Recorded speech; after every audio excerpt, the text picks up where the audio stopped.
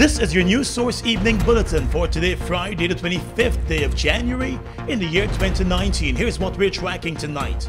A meeting between the Guyana Elections Commission and the chief whips in the National Assembly, representing the government and opposition, ended this afternoon with GECOM still at a stalemate over whether it could host early elections before the end of March. The president's representative at the meeting, Government Chief Whip Amna Ali, said the meeting was terminated as it did not appear to be going anywhere. Our purpose of being here is to be apprised by GECOM what is the state of readiness for the elections. You had arguments for and against, and so that is why they ended in a stalemate. So the chairman had to terminate the meeting because, you know, it was going nowhere. As far as I'm concerned, it was going nowhere. Ms. Ali said while the opposition-nominated commissioners were pushing for GECOM to be ready within the 90 days period after a no-confidence vote, the coalition commissioners and the Elections Commission itself appear to be doubting that timeline.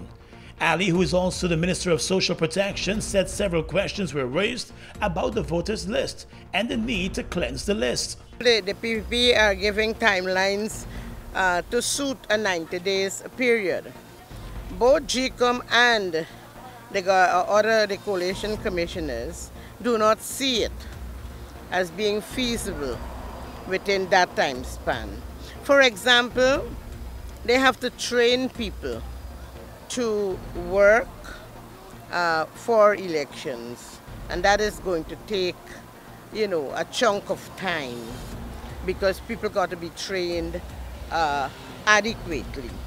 Opposition Chief Whip Gil Teixeira told reporters that it is very clear that the Commission has been unable to make a decision in relation to its readiness. The Commission has been unable to make a decision in relation to the operational preparedness of GECOM for elections within 90 days.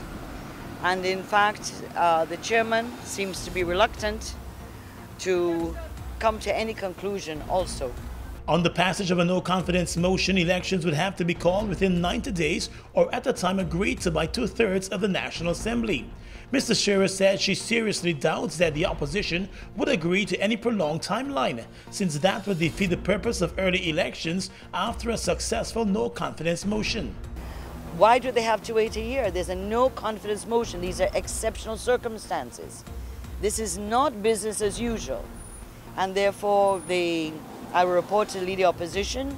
The party, the executive and leadership of the party will have to discuss this development, because now I think for the first time I haven't sat at a GECOM meeting to see what is going on at the GECOM level.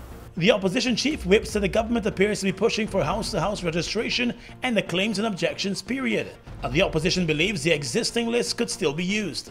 I ask you as journalists to go back in your records and check, did any government person say, or did Mr. Alexander, anybody say, that the list that came out for November 2018 was a problem? But it was the opposition leader himself who, after the no-confidence motion, agreed that the list was flawed but could still be used. We use this list for local government elections. And so as flawed as the list is, we had a fairly decent local government elections. The Guyana Elections Commission is likely to meet again on the issue very soon.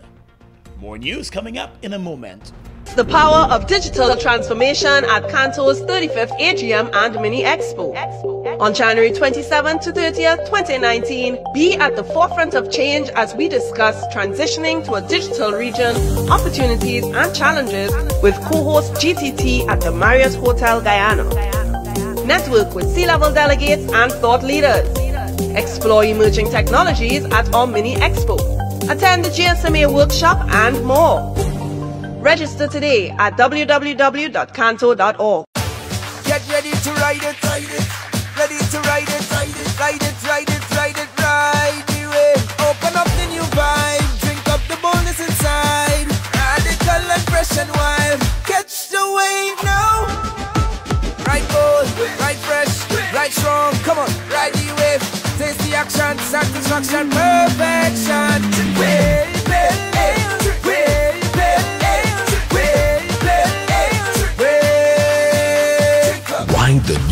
of excitement sweeping Guyana. Wave Pale Ale, a premium, full-bodied, strong, and refreshing alcoholic brew, crafted to perfection for a bold, young, radical you.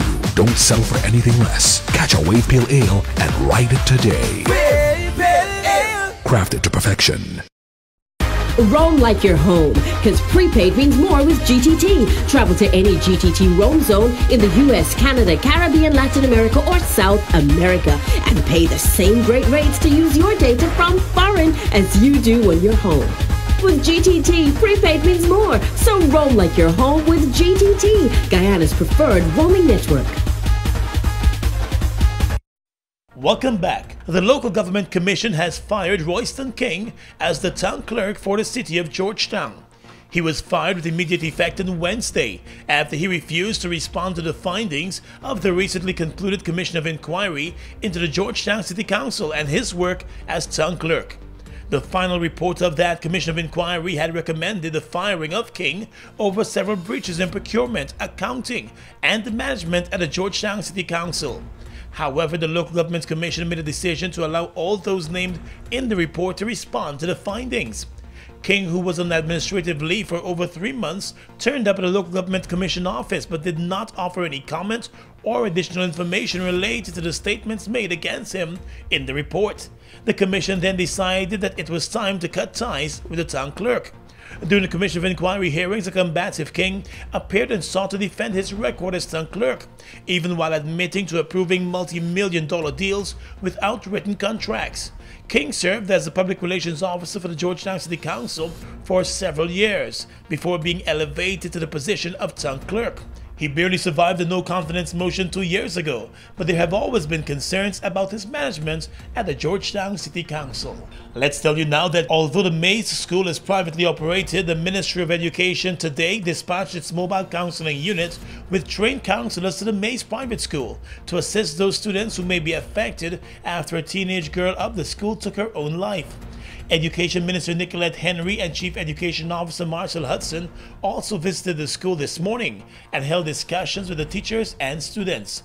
The Chief Education Officer told the students and teachers that the Education Ministry shares in their loss. It was quite unfortunate that something of this nature would have happened, but I could tell you this morning the Honorable Minister said that we need to be here, and therefore in response to that request, we saw it as very important. The Mays School was thrown into mourning on Thursday following the death of the teenage student who reportedly ingested a poisonous substance and confessed to a teacher about what she had done as she started to feel unwell while at school. The school said the child was immediately rushed to the hospital and the teacher remained at her side as doctors battled to save her life. They eventually lost that battle. Earlier yesterday, the girl reportedly handed out letters of apology to some of her friends at the school, but fell ill before they could have alerted the teachers that something might have gone wrong with the child. It was just about 2 months ago that the Education Ministry launched its mobile counseling unit in an effort to provide better counseling and support services to students who may be facing depression and other social issues. Let's tell you now that CARICOM has expressed grave concern about the plight of the people of Venezuela and the increasing volatility of the situation brought about by recent developments which could lead to further violence, confrontation, breakdown of law and order, and greater suffering for the people of that country. CARICOM heads of government have reaffirmed their guiding principles of non-interference and non-intervention in the affairs of states, and respect for sovereignty, adherence to the rule of law, and respect for human rights and democracy. The CARICOM heads of government in a statement said they are now offering their good offices to facilitate dialogue among all parties to resolve the deepening crisis in Venezuela.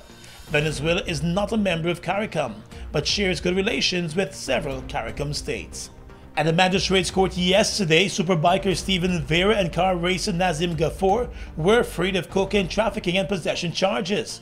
However, the two other accused in the 187-pound cocaine and timber case, businessman Nazim Ghafour and his accomplice GRA Enforcement Officer Sharon Diabru, were convicted and sentenced to 5 years in jail. In addition to the jail sentence, the two have also been fined a whopping $178 million. In wrapping up the case yesterday, the magistrate explained that the evidence against Stephen Vera and Nazim Gafoor were not compelling enough to convict them of the drug trafficking charges. It was further explained that the evidence against Nazim Gafoor and Shorin Diabru was very compelling, as they were directly pinned to the crime by witnesses. The 4 men were arrested and charged back in 2017 after agents of the Customs Anti-Narcotics Unit discovered the 187 pounds of cocaine stashed in timber being prepared for export.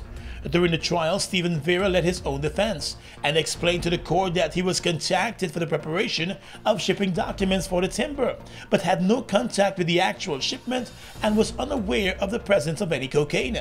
Kano investigators were convinced that he was involved. It's unclear whether they will appeal the not guilty verdicts. The 2 convicts were whisked off the prison yesterday to begin their 5-year jail sentence.